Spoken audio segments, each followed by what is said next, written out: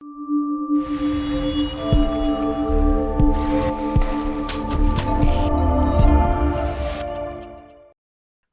good afternoon, and welcome to the Middle East Forum's weekly podcast series. My name is Anaf Kalam, and I will be moderating today's discussion. The Iran-backed Ansar Allah, aka the Houthis, have recently renewed their attacks on American ships as well as their threats on Israeli vessels going through the Red Sea and across the vicinity of Yemen, including their most recent attacks just over the last week on the USS Harry S. Truman aircraft carrier.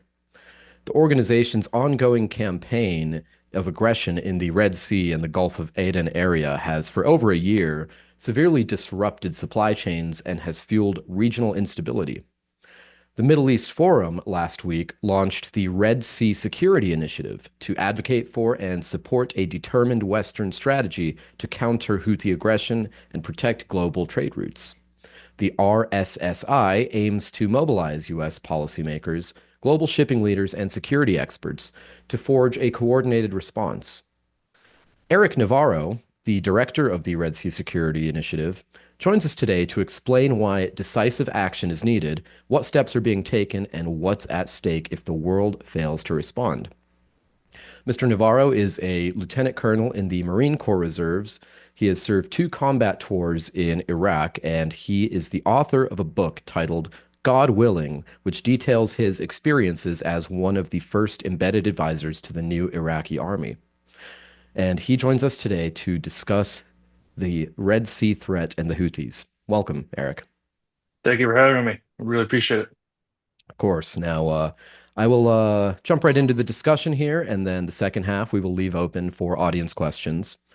Now, for those who have not been following the Houthi threat in the Red Sea, can you break down the current situation there, and can you tell us how serious is this threat to global trade and global security? Yeah, of course. So the Houthis have been around for at least 10 years, fighting a civil war in Yemen with the recognized government. But their attacks on global shipping really started in November 2023. And so it's had great impact on not just global trade, but then security in the overall region, because they've also been able to improve their capabilities to reach and attack U.S. assets directly and Israel.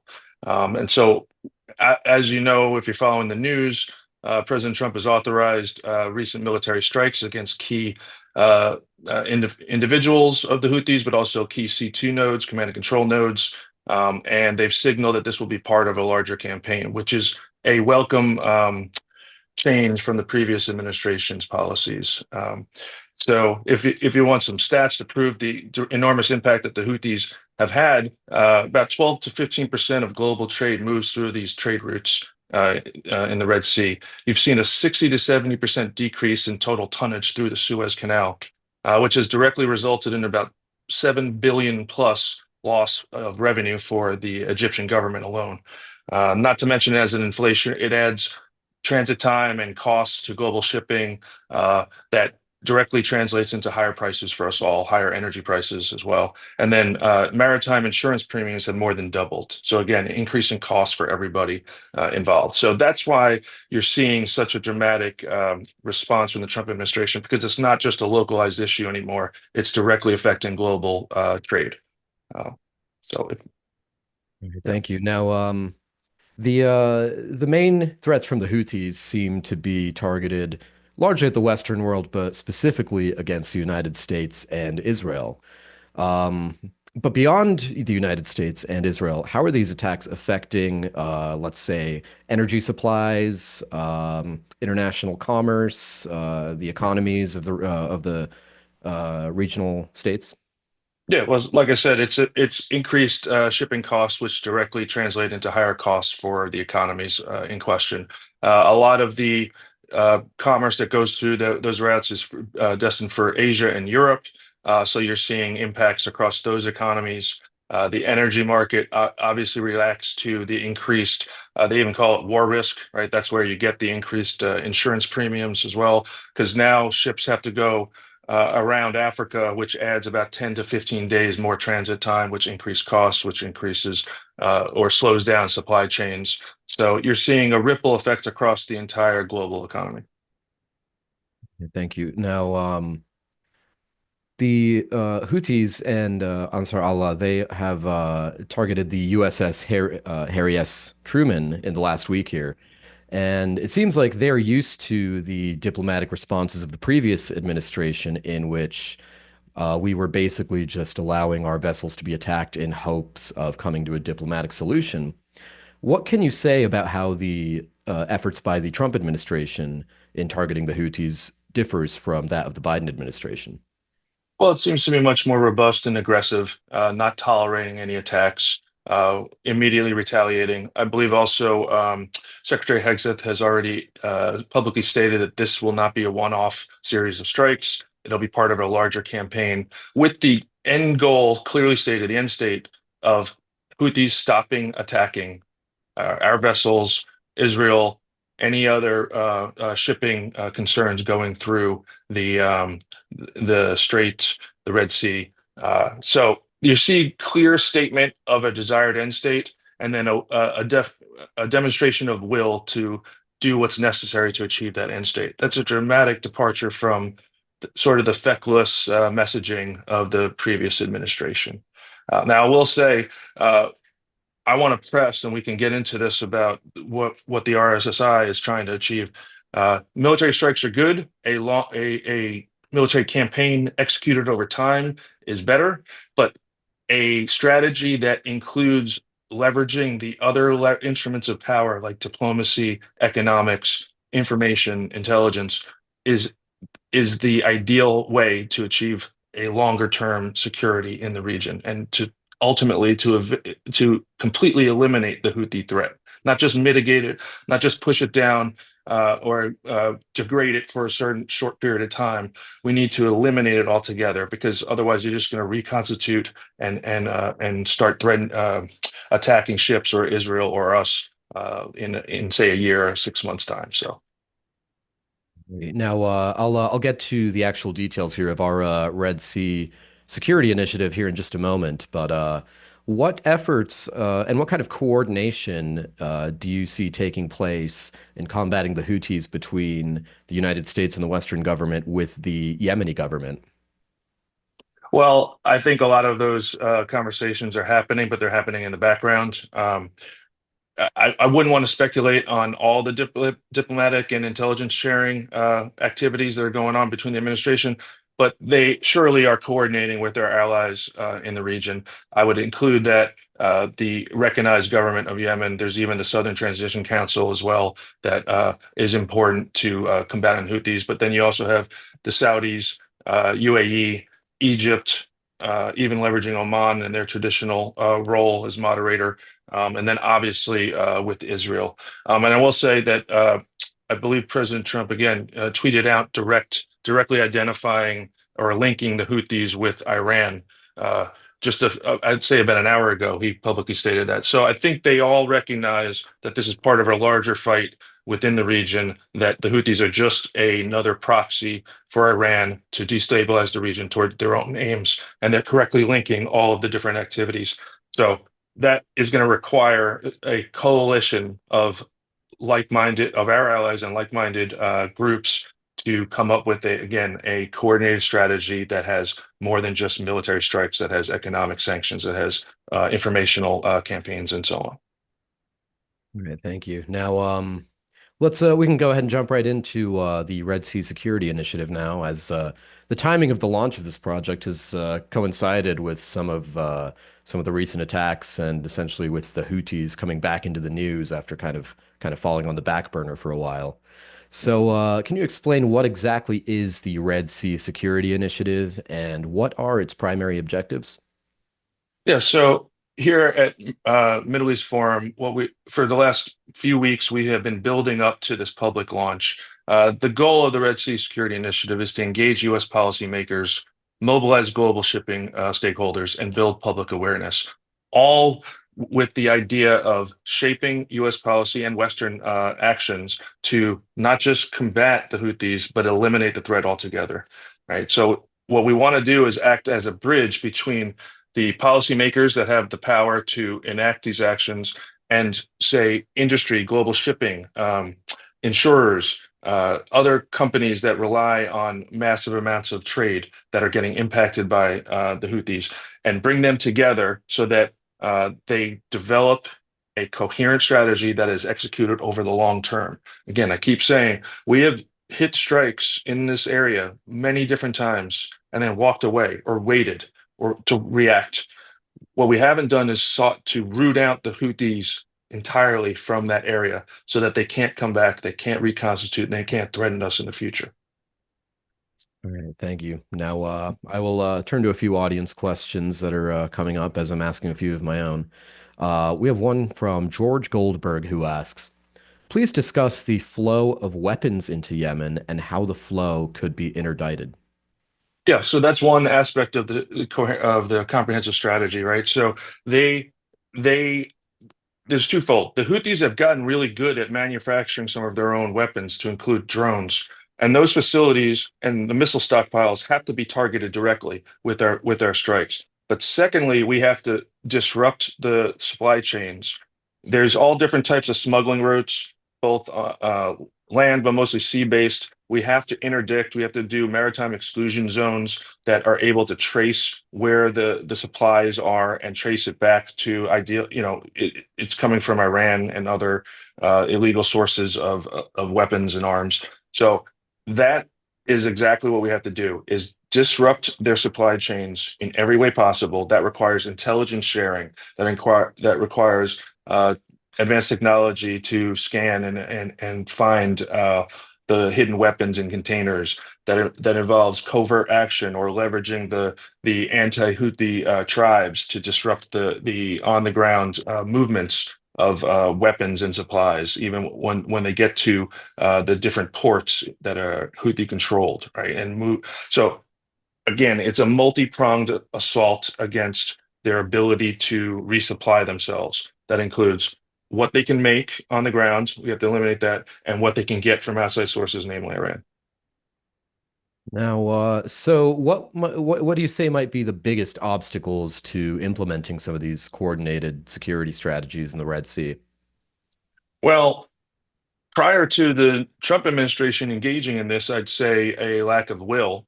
But now I think and this is why I think it's a perfect opportunity to push this kind of coordinated strategy and leverage the RSSI, is because I think this administration has demonstrated the will to take action. They recognize the threat for what it is. So now's the time to build a coalition of those organizations and countries that are directly impacted by this to take coordinated action. Again, over the long term, not just in the short term. So that's where the diplomatic instrument, that's where Secretary Rubio comes in. That's where the National Security Advisor, Mr. Walls, also demonstrated that they clearly understand the issues at hand with his appearances over the weekend. So we have to leverage that and this moment in time to advocate for specific policies that then can link all these different nations with like-minded interests to get after the Houthis. Now, in terms of that coordination and building that sort of international coalition, if the international community does not act decisively, what are some of the long-term consequences for global trade and security?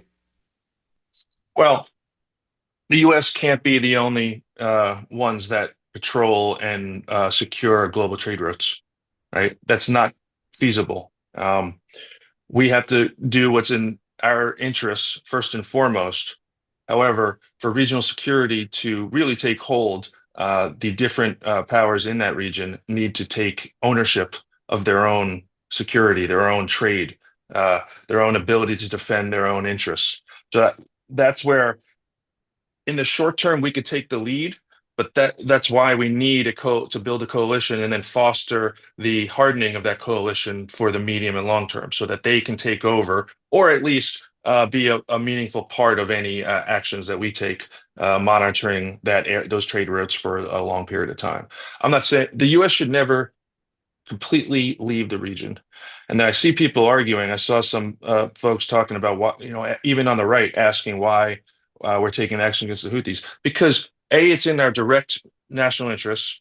Okay, we are impacted by global trade routes, and B, we don't want China, especially, to be the ones taking the lead to secure those same trade routes. Okay, if we leave the battlefield or leave these trade routes, we create a vacuum, and our number one geopolitical adversary will step into that vacuum. Now, we do not want that under any circumstances. So it is in our interest to maintain a forward presence there, to advocate for our own America First interests, but then for our allies' interests. And it's in their interest to join with us and be a part of that coalition for the long term. Not just for this short period of time, but over the medium and long term, so that there's a lasting regional security. So, in the event that that does happen, and China plays a more prominent role in the Middle East and secures the Red Sea and control of that area, do you see them taking a stronger stance within the Middle East to change the balance of power? And if so, what might that look like for the geopolitics in the Middle East if China is calling the shots, so to speak? Well, they're already trying, right? Even with the Houthis, I saw a story where they're providing supplies and arms to the Houthis in exchange for free passage in the Red Sea, right? And so we have to be mindful of that and combat that. We cannot allow them to gain a leverage point over us in a critical trade route like that. What it might seem is they become more dominant. Their goal is to replace us as the global hegemon, right? Now, there are folks in the domestic audience here at the U.S. that want to leave the world stage almost altogether. We would not like a global order run by China and the Communist Party. So if we understand that, then we should do everything in our power to push to secure our interests in the Middle East, especially because it's a critical strategic environment that must be maintained for our purposes and for our allies' purposes. I don't think we would like what would happen if China controlled the Middle East. I think that goes without saying. All right, thank you. Now, we have quite a few very good questions from the audience, so excuse me if it seems like we're jumping around from No. kind of topic to topic here. Uh, where did that question go? Here it is. Adam Turner would like to ask, you mentioned that Egypt has taken a large economic hit from the Houthis. Why are they not joining the US in the campaign against the Houthis? Their military is very large and modernized, plus they are supposed to protect the Suez Canal. Okay, so number one, we don't know what conversations have been taking place behind closed doors, so I can't speak to that. The Trump administration has only been in power for 2 months, and their campaign against the Houthis has really just started. So I'm sure there are conversations going on right now between the different allies that we mentioned. I think that the Saudis, UAE, Egypt, they are a little bit risk averse because of previous engagements in Yemen and with the Houthis. So I understand that. But the point is that the threat has only metastasized and gotten more powerful over time.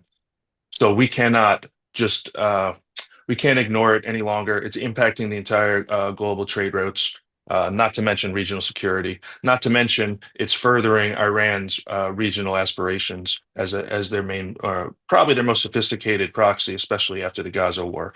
So uh, I would argue that that's what RSSI is going to try to do, which is to pull all these different stakeholders together to advocate for a more aggressive strategy that's executed again over the long term. And we definitely will look to be speaking with the Egyptians to gather their, I guess, their willingness.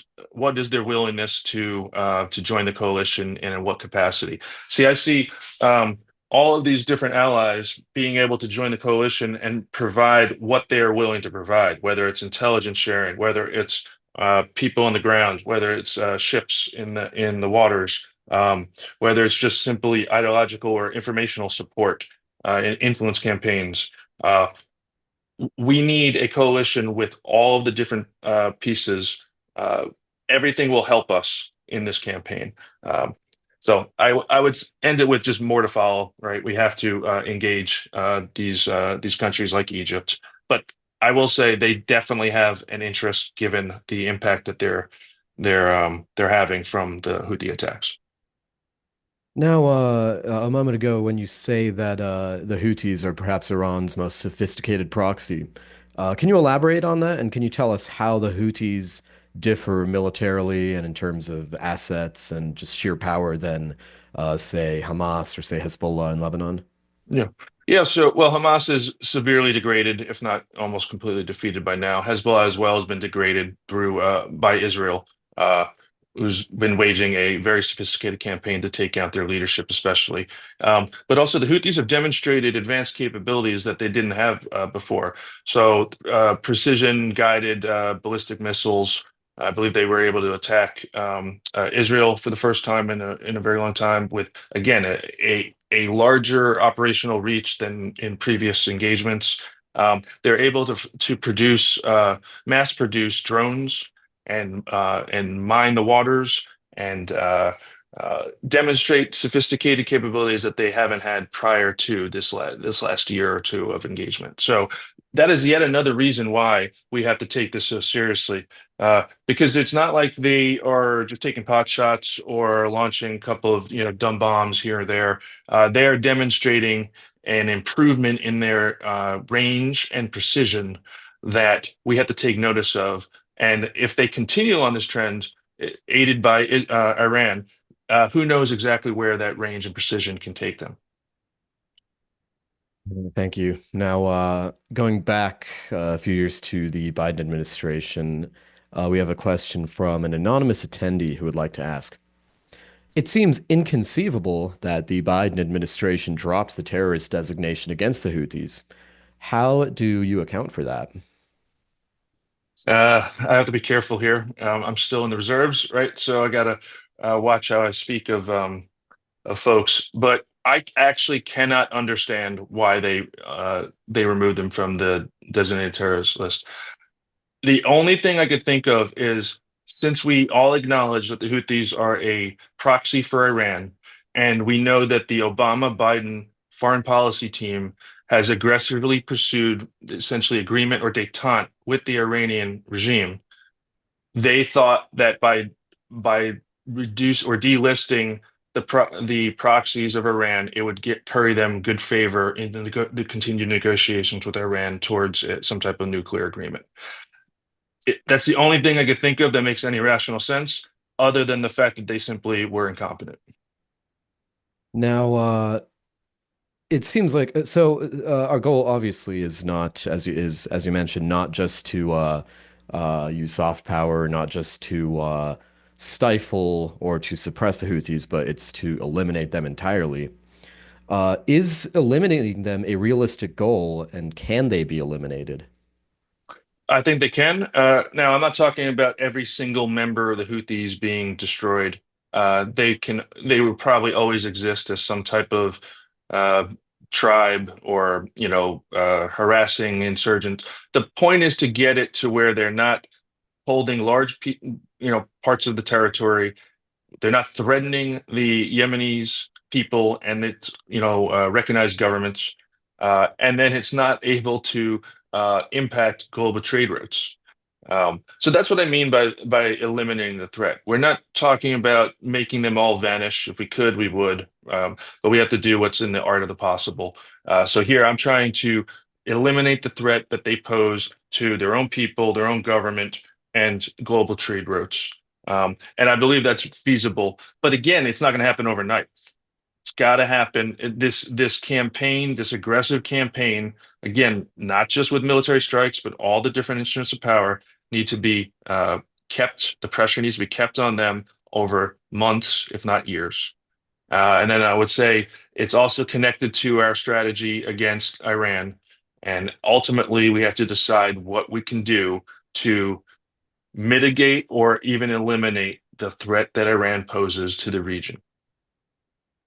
Thank you. Now, we have a question here from Len Getz, going back to this coalition against the Houthis. What countries would slash should be a part of this coalition, and what steps do you think the Trump administration would take if a country refused to participate? Well, I think I mentioned the key ones right off the bat, right? Egypt, Saudi Arabia, UAE, and then in the background, Israel. Uh, and then you could also put pressure on Oman as they've been traditionally kind of the mediator in engagements with the Houthis. We need to force these folks to take a side and pick our side. Um, and then it's interesting, what can President Trump and his administration do if they don't? Uh, it's kind of it depends on how hard you want to push. It's the carrot and stick approach, right? Do we incentivize them economically? Do we use a stick and say we're not going to provide, say, arms sales or our own economic assistance to these people if they don't join? Very similar if you look at his approach to the Ukrainians. When they refused to kind of acknowledge or sign the mineral rights deal as a precursor to some type, peace talks with Russia. What did we do? We aggressively uh, put pressure on Zelensky and his staff. We even cut off intelligence sharing and support like that. And I believe that the Ukrainians have come around. Now, a lot of people don't like that. A lot of people think that's ugly. That is power politics 101. If the end goal is to achieve a certain end state here, we must use every lever available to us to achieve that end state. So I would be in favor of things like that, but I do say that the impact is so great to some of these countries, especially places like Egypt, that I don't know how much coercion would be necessary. I think what those countries are looking for is leadership, right? Is which they didn't have in the previous administration. So they want to see us take the lead and then clearly articulate what our plans are, especially after the shooting stops. And I believe that they will get on board. But again, I don't know. We're not privy to those specific conversations in diplomatic circles. I would like to be a fly on the wall in there and be able to uh, backseater and be able to influence those conversations. But those are my thoughts. Now, typically when we think about the Houthis, we hear about their activities as they happen in the Red Sea and within the Gulf. What is happening actually on the ground in Yemen? Is it a stalemate? I believe it is. I think they control certain ports in certain areas, Sana'a, the Hudaydah port, some others, but they're fighting with the Yemeni government, the recognized government, the Southern Transition Council, and there's also several tribes. Actually, it was interesting. If I make a note, there's let's, let's see, the Arhab, Nim, and Bani Harif tribes. They all publicly announced last month that they were actively going to be aligned against the Houthis and supporting the Yemeni government in the fighting. So that it's a constantly shifting battlefield on the ground, right? There's different tribes that join forces with the Houthis and then back off. There was the Bakil and Hassad or Hasid. I'm sorry if I'm not pronouncing them. The confederations, they originally were supporting the Houthis, and then the Houthis treated them so badly and that they renounced their support of them. So it's a constant changing of the battlefield. But yeah, essentially they're fighting over the different lands. And I'd go back to when the Saudis and UAE tried to dislodge the Houthis, and this may explain some of this country's behavior. Back in, I believe it's 2013, they couldn't do it. They couldn't militarily do it, right? So the Houthis are a strong fighting force, and that's why they've been able to take hold and last so long. Um, so they've been fighting for many years. I think the different tribes change sides, but there is a coalition here building around the Houthis because they've been so impactful in a negative way towards the country and the region. Okay, thank you. We're approaching the end here, but I think we have maybe time for one more. Carrie Hillebrand would like to ask, can the Houthis be effectively neutralized by air power alone, or would boots on the ground be necessary? Tricky question. Boots on the ground are necessary, but it doesn't have to be U.S. boots on the ground. In recent articles I've been writing for the Middle East Forum, I've talked about specific weapons we can provide to the Houthi not the Yemeni government forces and the Southern Transition Council forces. There's also covert actions we could take. We can employ electronic warfare and cyber warfare to disrupt and defeat many of the Houthis' capabilities, especially the drone swarms, and then the missile guidance systems. We can also leverage and extend our operational reach through the use of unmanned and undersea drones ourselves, right? So all of that can extend. And then one other piece, there's, I recently talked about, if you're familiar with the concept of letters of marque and reprisal, that is a constitutional instrument where the U.S. government can authorize privateers to conduct military actions. So it'd be going beyond just private security folks on the ships. They can actually conduct offensive operations, right? So I believe that this would be a perfect tool for the Trump administration to consider because they're all about maximizing return on investment while minimizing direct risk to U.S. forces, right? So now you can rapidly deploy them faster, you can scale them up, you can set them to different mission sets, all while not while reducing the operational burden, direct burden on the U.S. Navy, Special Operations Forces, and other U.S. forces that are being employed as part of the fight. So there's a whole host of different tools we could leverage to get after it. And yes, airstrikes alone will not defeat them. And then that's the other part is we can provide support to what we were just talking about, the different tribes and different forces on the ground to actually take and hold the ground that the Houthis now control. All right. Well, thank you very much. We have unfortunately reached the end of today's podcast. I want to thank you again, Eric, for taking the time to share your insights and to introduce the Red Sea Security Initiative. Thank you, sir, for your time, and thank you for the great questions. Appreciate it all. Of course. Now, for our viewers and listeners, I will be sure to put a link in the video description on YouTube for the Middle East Forum's Red Sea Security Initiative project. Please visit the website. You'll be able to follow Eric's work. You'll be able to follow our writers and fellows who are doing research and work on the Red Sea and the Houthis.